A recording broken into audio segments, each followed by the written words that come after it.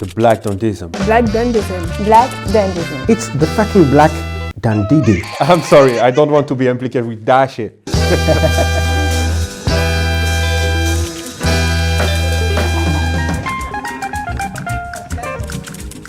Joe, le dandy. Le dandy, le dandisme. Dandyism, Black Dandyism. L'élégance, le dandisme noir. Je suis un dandy en fait. Le dandy, Joe, le dandy.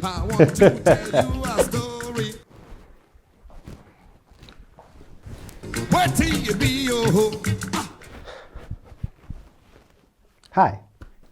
Black Dandyism. C'est vrai que le dandisme est arrivé au XVIIIe siècle en Europe, en Angleterre, par Beau Brummel, mais a été révélé à Harlem dans les années 1920. C'était un mouvement révolutionnaire et aussi de revendication. Cette appropriation culturelle, c'est arrivé avec le temps. Et donc, toutes ces montres à gousset qui apparaissent sur le gilet de Kaby Lame ont un sens. C'est peut-être une allégorie aussi, l'allégorie du temps, que les Noirs ont pu mettre à s'émanciper, que les Noirs ont pu être reconnus dans la société, notamment par rapport aux vêtements, mais par rapport aussi à leur art. Que ce soit dans la musique, que ce soit dans la cuisine. Je pense à des chefs français, aussi dans la culture musicale, dans la culture cinématographique, aujourd'hui dans la mode. Et je tiens à remercier le Met Gala d'avoir pu mettre l'homme noir en avant. Et je pense que implicitement ou explicitement, je ne sais pas, Kaby Lame a assez bien représenté ça. Donc au début, c'était mon look que je détestais, mais je dois l'avouer, aujourd'hui, c'est le look que j'apprécie. Pas le plus, il est dans mon top 3. En tout cas, merci Kaby Lame et Hugo Boss pour cette interprétation du dandisme noir. En troisième position, je mettrai la célèbre mannequin Jasmine Tookes. Pour cette soirée, elle a été habillée par la costumière Ruth E. Carter. Sa tenue, c'était vraiment le glamour de Harlem des années 1930. En soi, sa tenue était vraiment basique, mais il y a 2-3 choses que j'ai adorées. C'est d'ailleurs pour ça que je la mets en troisième position. Pour commencer, au niveau de ses épaulettes, elle avait 2 détails. Une traîne d'un côté et des bijoux de l'autre, et ça vraiment c'était magnifique. Le couvre-chef, ça rajoute vraiment du charisme, de la prestance, surtout accompagné de la canne. Franchement, 10 sur 10, rien à dire. En troisième position, je mettrai Bad Bunny. Il était habillé en full Prada. Franchement, son look, j'avoue que j'ai pas trop apprécié, mais ce qui lui a donné sa place dans mon top 3, c'est vraiment les accessoires. Je trouvais qu'il avait vraiment des pièces fortes, notamment son couvre-chef. J'ai vraiment adoré son couvre-chef tressé en cuir marron. Franchement, je trouve que ça a sauvé son look. Et aussi, j'ai beaucoup apprécié son sac. Son sac un peu jaune, marron, noir. Franchement, la coupe, tout était parfait. Il est indéniable que toute l'élégance du tailleur est marquée par la manière dont se déhanche celui qui le porte. Et pour moi, Zendaya a tout compris durant ce Met Gala. La manière dont elle rentre sur le tapis rouge, dont elle maîtrise ses mouvements, et notez que durant son entrée, ça a été l'une des seules à occuper l'entièreté de l'espace du tapis rouge. Si vous observez bien, vous verrez que la plupart, durant leur passage, occupaient l'espace à 2 ou à 3. Et Zendaya était la seule à occuper l'entièreté du tapis rouge, ce qui est idéal pour les photographes et pour ce moment de gloire. Elle était habillée en total look Louis Vuitton par Pharrell Williams et stylisée par le styliste Low Roche. En top 2, j'ai choisi Brian Tyree Henry. J'ai longuement hésité à le mettre en 1, mais finalement je le mets en 2, parce que vous verrez, mon 1 pour moi c'est un GOAT. Mais lui, je le décréterai aussi comme en tant que GOAT, parce que je trouve que son vêtement est royal. Regardez ce costume croisé bas, cette veste incroyable, impériale, on dirait le roi soleil, Louis XIV, qu'il a mis avec des dorures dans ce tissu rouge, la couleur rouge, qui pour moi pète sur un tapis. C'est éclatant, c'est vivant, ça me fait penser au sang, ça me fait penser à la vie, mais ça me fait penser aussi à la mort, un côté dramatique, théâtral.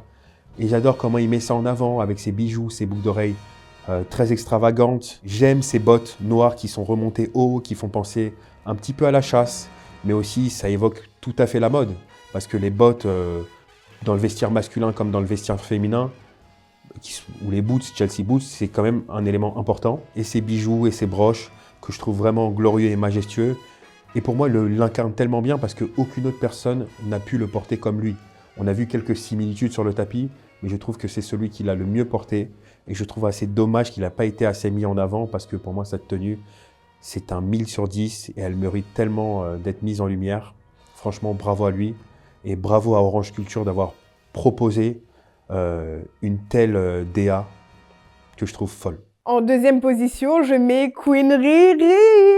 Alors, Rihanna, ce qui a fait toute sa tenue, je suis désolée, mais c'est son ventre de femme enceinte. Elle était en total look Marc Jacob, et vraiment ce qui m'a marqué dans sa tenue, ça a été le manteau blazer en guise de jupe. Ça, franchement, j'avais jamais vu ça nulle part, et c'était magnifique. Elle portait également un blazer un petit peu crop top qui a marqué sa taille, et du coup son ventre de femme enceinte, ce qui était très beau. Et bien évidemment, la pièce maîtresse, le couvre-chef, qui lui rajoute du charisme. En deuxième position, inévitablement, Mr. Coleman Domingo, avec une grande cape royale bleu roi, en hommage à André Léon Talley.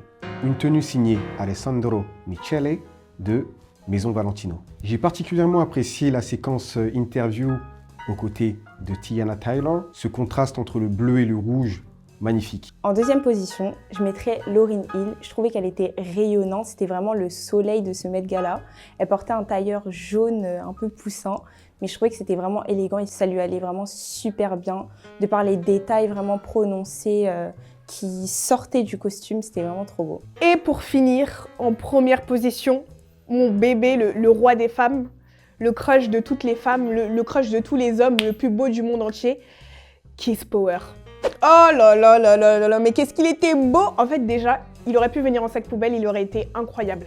Mais là, monsieur a fait un total look Hugo Boss et vraiment, c'était magnifique. Vraiment, c'était magnifique. Il avait un gros pantalon baggy et une veste de blazer qui était assez cintrée. Du coup, ça a un petit peu fait un mood cassé, serré, baggy. J'aimais beaucoup. Moi, je kiffe les pantalons style Oxford Bag et je trouve que sur Kiss Power, ça allait à merveille. À la base, moi, j'aime pas trop les cravates à pois, mais là, sa cravate, elle était vraiment très jolie et ça allait parfaitement avec son look. De plus, il avait deux broches qui ajoutaient un petit charme au look. Donc, Kiss Power numéro 1. Et voilà pour mon top 3 des looks du Met Gala.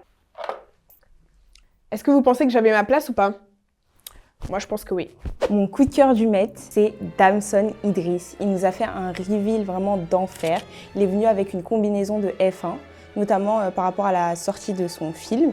Et en dessous, il portait un magnifique 3 pièces rouge qui avait un esprit un peu congolais. Certes, il est nigérien, mais c'est vraiment ce qui m'a plu dans son style. Voilà pourquoi Damson Idris est mon grand gagnant de ce Met Gala.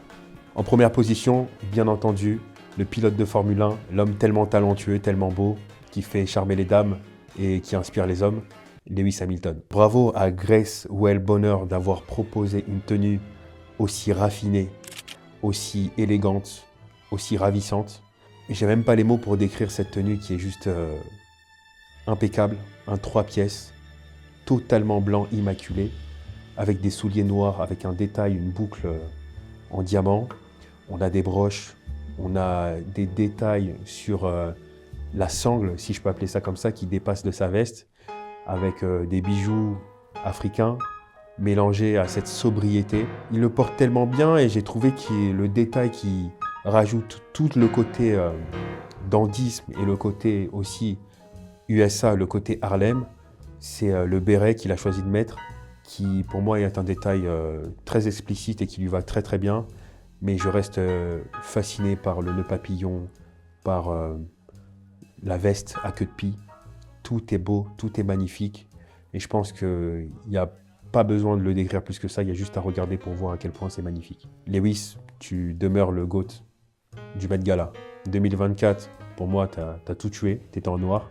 2025, tu viens en blanc pour représenter la population noire et la culture noire. Chapeau. Mon top 1, ma grande gagnante, Teyana Taylor, habillée par celle qui est pour moi la plus grande costumière du monde, Ruth E. Carter. Cette costumière que j'adore et que j'ai découvert dans le film Un prince à New York.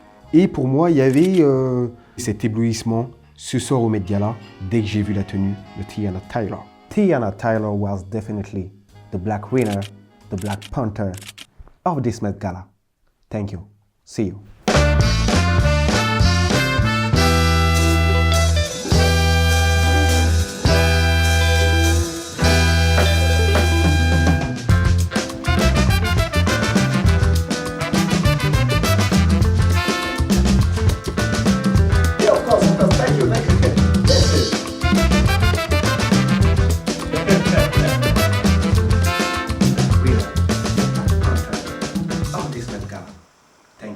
He would put me in one and they got me my shoe catcher my shirt. So what was your inspiration behind the look?